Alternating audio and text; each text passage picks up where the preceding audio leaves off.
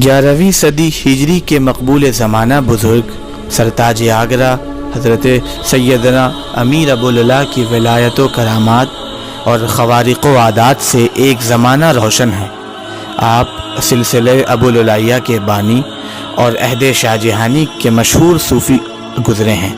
سیدنا امیر ابوالعلا کی پیدائش 990 ہجری مطابق 1592 عیسوی میں دہلی کے قریب قصبہ نریلا میں ہوئی۔ اس میں گرامی امیر ابوالعلا، امیر آپ کا موروثی لقب ہے اور تخلص انسان ہے۔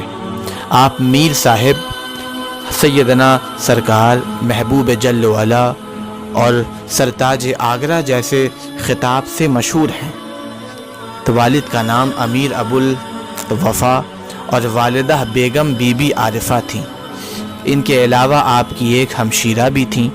والد کی طرف سے حضرت عبداللہ باہر ابن امام زین العابدین کی اولاد سے ہیں اور والدہ کی جانب سے حضرت ابو بکر صدیق کی اولاد میں ہیں۔ سیدنا امیر ابوالعلا کے دادا سمرقند سے سکونت ترک کر کے اپنے اہل و عیال کے ساتھ لاہور ہوتے ہوئے قصبہ نریلا جو دہلی کے قریب میں واقع ہے قیام کیا۔ کچھ عرصے بعد فتح پور سیکری پہنچے۔ وہاں جلال الدین محمد اکبر بادشاہ سے ملاقات ہوئی۔ اکبر کی درخواست پر آپ نے یہاں قیام کرنا منظور کیا۔ امیر ابوالعلا ابھی آپ کمسن ہی تھے کہ والد کو درد قولنج کی شکایت ہوئی اور اسی مرض میں انہوں نے فتح پور سیکری میں وفات پائی۔ لاش کو دہلی لے جایا گیا اور وہیں مدرسہ لعل دروازہ کے قریب سپرد خاک کیا گیا۔ سیدنا امیر ابوالعلا والد کے بعد اپنے دادا امیر عبدالسلام کی پرورش میں رہے۔ ہر طرح سے ان کے دادا ان کی دلجوئی کرتے رہے۔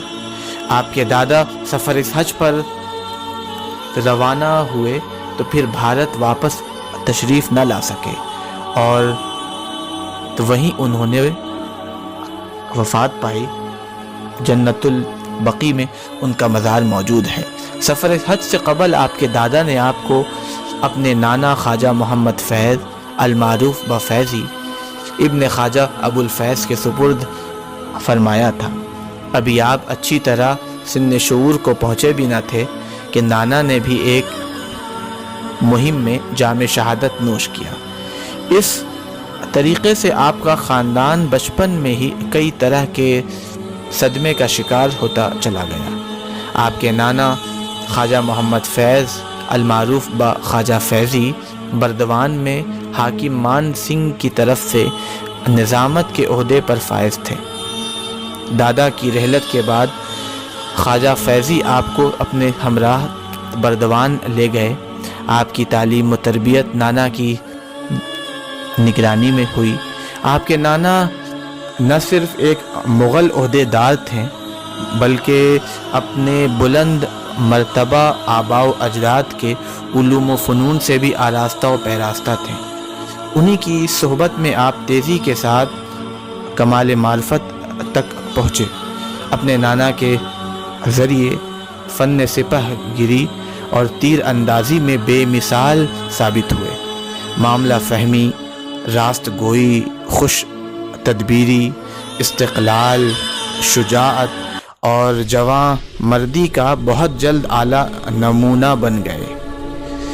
جب دل اللہ کی جانب متوجہ ہوا تو سیدنا امیر ابوالعلا بردوان سے کہیں دور جا کر عبادت میں مشغول ہونا چاہا۔ بسلسلہ ملازمت بردوان میں مقیم تھے کہ جلال الدین محمد اکبر بادشاہ کوچ کر گئے، انتقال ہو گیا۔ اس کے بعد جہانگیر بادشاہ تخت شاہی پر رونق افروز ہوا تو اس نے عنان حکومت ہاتھ میں لینے کے بعد ایک عظیم فرمان جاری کیا کہ جملہ صوبے دار، منصبدار، ناظم اور امراء آگرہ شاہی دربار میں حاضر ہوں تاکہ ان کی ذہانت، قابلیت، وجاہت اور شخصیت کو پرکھا جائے۔ آپ تو خود ہی ملازمت سے بیزار تھے اور اس راہ کو ترک کر کے دوسری راہ اختیار کرنا چاہتے تھے۔ جب یہ شاہی فرمان بردوان پہنچا تو اس کو تائید غیبی سمجھ کر سفر پر نکل پڑے۔ بردوان سے شہر پٹنہ ہوتے ہوئے منیر شریف پہنچے۔ کسی نے یہ اطلاع دی کہ یہاں فاتح منیر حضرت امام محمد تاج فقی کے نبیرہ اور حضرت مخدوم جہاں شیخ شرف الدین احمد یحییٰ منیری کے خانوادے سے وابستہ مخدوم دولت منیری تشریف رکھتے ہیں، تو کچھ وقت آپ ان کی صحبت میں بھی بیٹھے۔ جب آگرہ پہنچے تو جہانگیر کے دربار میں آپ کے حسن و جمال کے چرچے ہونے لگے۔ ایک روز دیوان خاص میں جہانگیر نے لوگوں کی آزمائش کی خاطر نارنگی پہ نشانہ بازی رکھا۔ خیال ہوا کہ امیر ابوالعلا کو بلاؤ، چنانچہ آپ کا پہلا نشانہ خطا کر گیا، لیکن دوسرا نشانہ سیدنا امیر ابوالعلا کا درست ہوا۔ آپ کی اس سبک دستی پر سب کے سب حیران تھے۔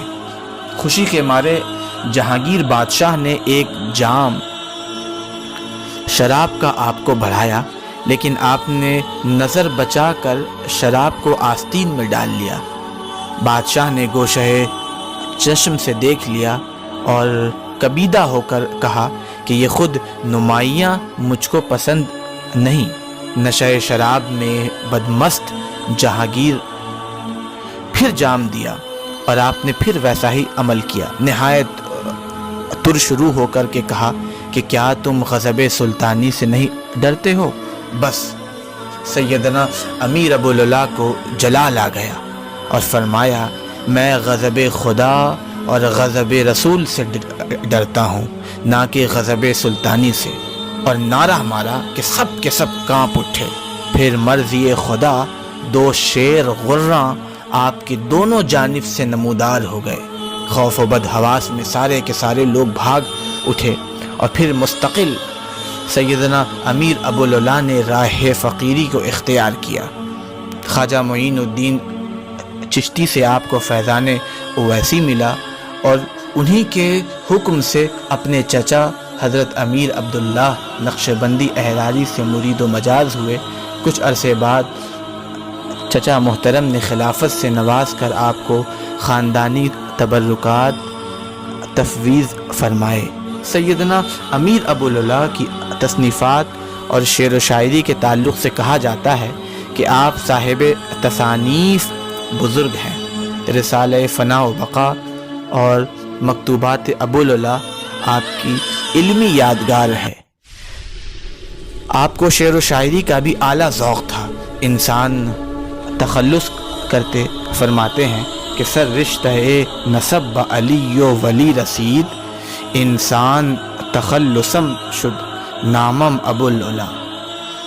سیدنا امیر ابوالعلا کے وصال کے تعلق سے یہ ملتا ہے کہ آپ کا انتقال 9 صفر المظفر 1061 ہجری کو آگرہ میں بروز سے شنبہ بوقت نماز اشراق ہوا۔ ہر سال اسی تاریخ کو 8 اور 9 کو آگرہ میں آپ کا عرس نہایت شان و شوکت کے ساتھ منایا جاتا ہے۔ سیدنا شاہ محمد اکبر تاناپوری رحمۃ اللہ تعالی علیہ کا ایک شعر ہے کہ آباد رہے آگرہ تا حشر الہی، اکبر ہیں یہاں جلوگر انوار محمد۔